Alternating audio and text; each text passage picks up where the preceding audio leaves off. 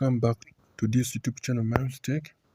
In today's tutorial, I'm going to guide you through the Ufone Pakistan APN settings for high-speed data that will be working for you on your device, both Android and iPhone.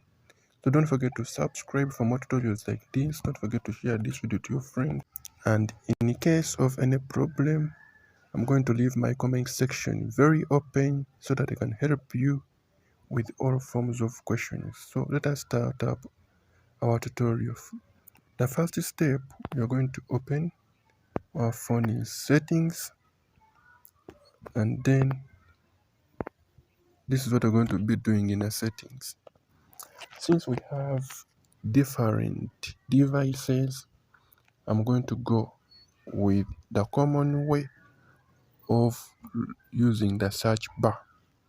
So open your search bar and then type access point names. Wait for a few seconds for this to load. As you see, then choose that access point names. Make sure that after choosing access point names, you're going to go where you see advanced and then choose access point names.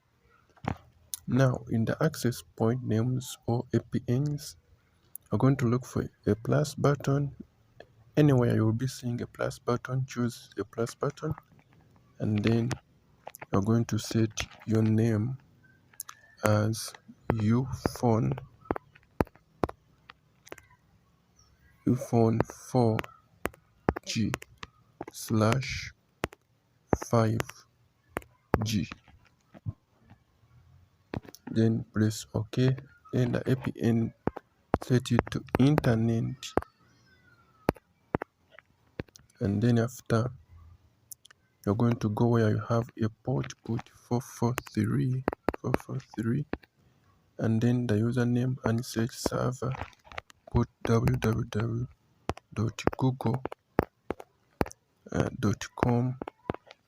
Okay, and then the MOS port, put 80, and then authentication type, leave it and set APN type.